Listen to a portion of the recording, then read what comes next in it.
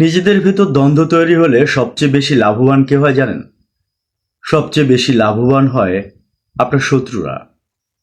আপনি কি আপনার শত্রুকে আরো বেশি শক্তিশালী করতে চান, মানে আপনাদের থেকে আরো বেশি শক্তিশালী করতে চান? অবশ্যই চান না। তাহলে সর্বপ্রথম নিজেদের ভেতর দ্বন্দ্ব তো বন্ধ করতে হবে। অনেক অভিমান অভিযোগ থাকবে।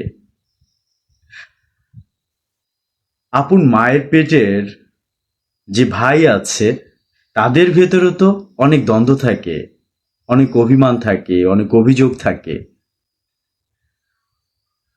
এই অভিমান অভিযোগ এগুলো খুবই স্বাভাবিক একটা ব্যাপার, কিন্তু এখন সময় সেই অভিযোগের নয়, এখন সময় অভিমানেরও নয়, এখন সময় দ্বন্দ্বের নয়, এখন সময় সামনে এগিয়ে যাওয়ার। আমাদের শত্রুরা আমাদের চেনা, আমাদের জানা সেই পুরনো শত্রু, ৭১-এর শত্রু। ৭১-এর যারা আমাদের শত্রু ছিল তারা কিন্তু এখনো আমাদের শত্রু। তারা এখনো চাইছে আমাদের ক্ষতি করতে, আমাদের দেশের ক্ষতি করতে। তারা তাদের পরাজয়ের গ্লানি ভোলেনি। তারা সুযোগ পেলেই ছোবল মারবে বারবার। সেই তারা তো আমাদের চিহ্নিত, প্রকাশিত। তারা যারা গুপ্ত ছিল তাদের মোটামুটি সবারই মুখোশ খুলে গেছে ২৪-এর পরে। তাদের চিনতে আমাদের আর অসুবিধা হয় না। আর কারা মুক্তিযুদ্ধের সপক্ষের মানুষ, কারা এই দেশটাকে ভালোবাসে, কারা এই স্বাধীনতাটাকে ওন করে, সেটাও ক্লিয়ার হয়েছে ২৪-এর পর। তো আপনি আপনার সমমনা মানুষগুলোকে, মুক্তিযুদ্ধের সপক্ষের মানুষগুলোকে খুব দারুণভাবে চিনতে পেরেছেন এখন। এই চিনতে পারার পরেও নিজেদের ভেতরে দ্বন্দ্ব, অভিযোগ, অভিমান এগুলো করে আসলে নিজেরাই নিজেদেরকে দুর্বল করে দিচ্ছেন। না না, আমি আপনাদেরকে কোনো জ্ঞান বা উপদেশ বা এরকম কোনো কিছু দিচ্ছি না। আপনারা যারা মুক্তিযুদ্ধের সপক্ষের মানুষ আছেন, যারা মুক্তিযুদ্ধটাকে ওন করেন, বাংলাদেশটাকে ওন করেন, তারা সবাই সবাই নিশ্চয়ই আমার থেকে আরো বেশি জানেন, আরো বেশি বোঝেন, এবং আরো বেশি বুদ্ধিমান। আমি শুধু আমার কথাগুলো শেয়ার করছি আপনাদের সাথে। আমি কি চাই? আমি চাই আসুন আমরা সবাই একত্রিত হই, আমরা সবাই এরকম আলাদা থাকার থেকে ঐক্যবদ্ধ হই। তাহলেই দেখবেন শত্রুরা আরো আরো আরো দুর্বল হয়ে যাবে আমাদের কাছে। আসলে আমাদের নিজেদের ভিতরে আলাদা হয়ে যাওয়ার পেছনেও কি কোনো মেটিকুলাস প্ল্যান আছে? আমার সন্দেহ হয়।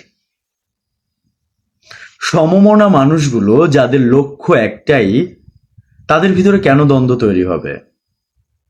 তারা কেন কাদা ছোড়াছুড়ি করবে? তারা কেন প্রকাশ্যে একজন অন্যজনের বিরুদ্ধে অভিযোগ দিবে? আমার সন্দেহ হয়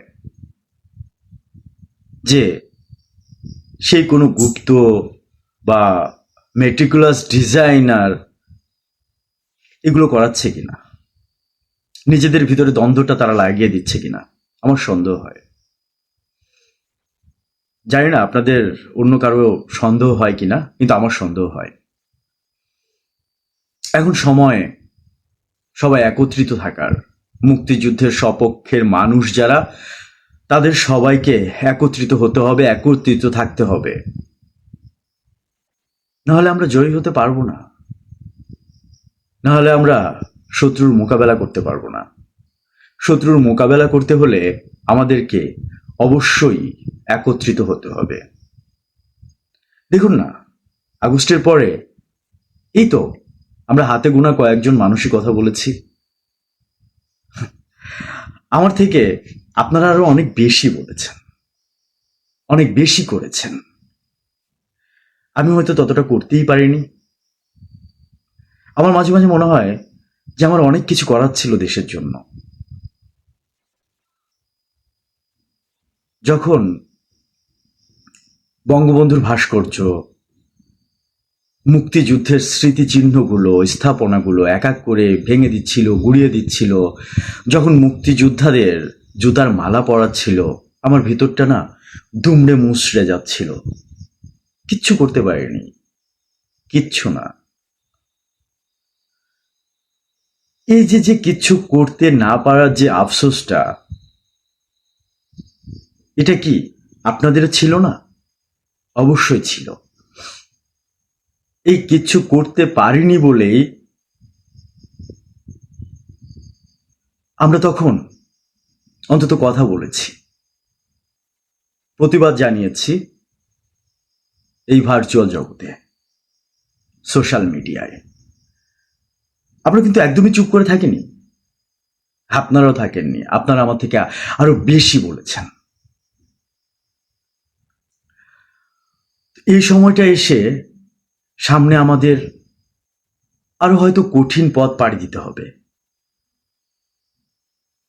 এখন আমাদের আরো বেশি ঐক্যবদ্ধ হতে হবে,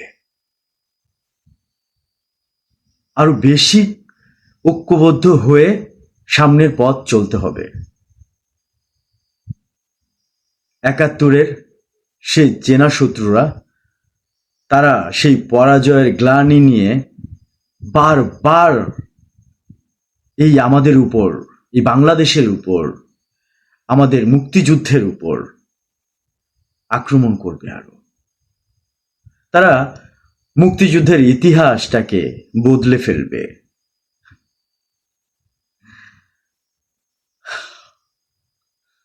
একজন বলেছিল, হয়তো মুক্তিযুদ্ধ করার অপরাধে মুক্তিযোদ্ধাদের বিচার হবে। সে পথেই কিন্তু যাচ্ছে তারা। আপনারা যদি ঐক্যবদ্ধ না হন, তাহলে আমরা আমাদের মুক্তিযুদ্ধের গৌরবকে হারাবো। চেয়ে চেয়ে দেখতে হবে, শুধু দেখতে হবে, সবার কিচ্ছু করতে পারবো না। অসহায়ের মতো তাকিয়ে তাকিয়ে শুধু দেখতে হবে, আর সোশ্যাল মিডিয়ায় প্রতিবাদ জানাতে হবে, আর আফসোস করতে হবে সবাইকে। শুধু কি আফসোস করবেন? ভাবুন, ৫ই আগস্টের পর যখন এক এক করে মুক্তিযুদ্ধের স্মৃতিচিহ্নগুলো ভেঙে দিচ্ছিল, গুড়িয়ে দিচ্ছিল, চুপচাপ দেখা, কান্না করা আর আফসোস করা ছাড়া কি করার ছিল আমাদের? কি করতে পেরেছি আমরা? কিছুই না। যখন জাতির জনক বঙ্গবন্ধু শেখ মুজিবুর রহমানের ভাস্কর্য এক এক করে ভেঙে দিচ্ছিল, আমরা দেখছিলাম আর কান্না করছিলাম। এছাড়া কি করতে পেরেছি আমরা? সোশ্যাল মিডিয়ায় প্রতিবাদ করেছি, এই তো। যখন ৩২ নাম্বার বাংলাদেশের আতুর ঘর ভেঙে দেওয়া হলো, কি করতে পেরেছি আমরা? প্রতিবাদ করেছি সোশ্যাল মিডিয়ায়, আফসোস করেছি, কান্না করেছি। আর কি করেছি? থামাতে পেরেছি? প্রতিহত করতে পেরেছি? আরো বেশি ঐক্যবদ্ধ হতে হবে আমাদের। না হলে স্বাধীনতার, মুক্তিযুদ্ধের সেই পরাজিত শক্তিরা আরো বেশি শক্তিশালী হয়ে উঠবে।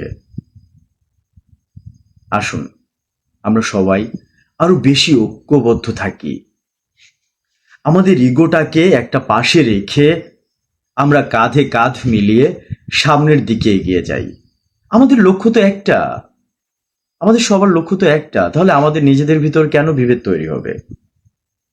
কেন? আমাদের তো আলাদা আলাদা গোল নেই, আলাদা আলাদা কোনো লক্ষ্য নেই।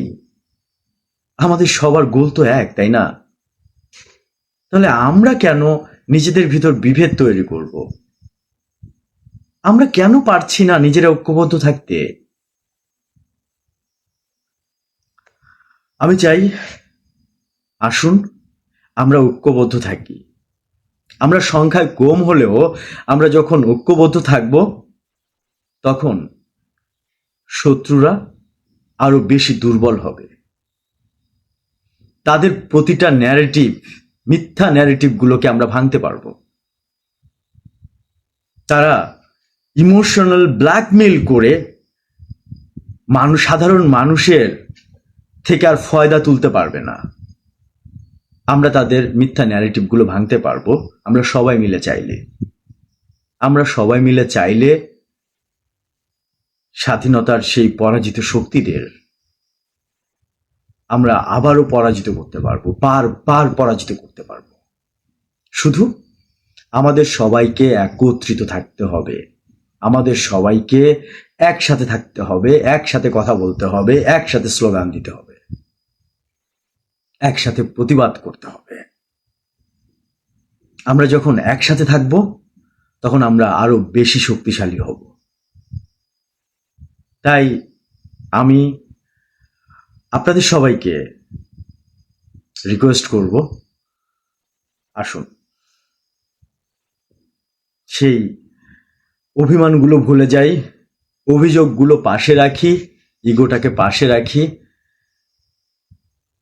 সব অভিযোগ, অভিমান, ইগো এগুলোকে পাশে রেখে আমরা একসাথে লড়ি, একসাথে কথা বলি, একসাথে প্রতিবাদ করি। এ সময়টা মান অভিমানের না, একদমই মান অভিমানের না। এ সময়টা একদমই ইগো দেখানোর না। এ সময়টা কঠিন সময় আমাদের জন্য। আমরা আর কোনো আফসোস রেখে সামনের দিনগুলো পাড়ি দিতে চাই না। কিন্তু আমাদের ভেতরে যদি এই ভেদাভেদগুলো থাকে, তাহলে আমাদের আফসোসের ঝুড়ি আরো বড় হতে থাকবে, আমাদের আরো আফসোস জমতে থাকবে।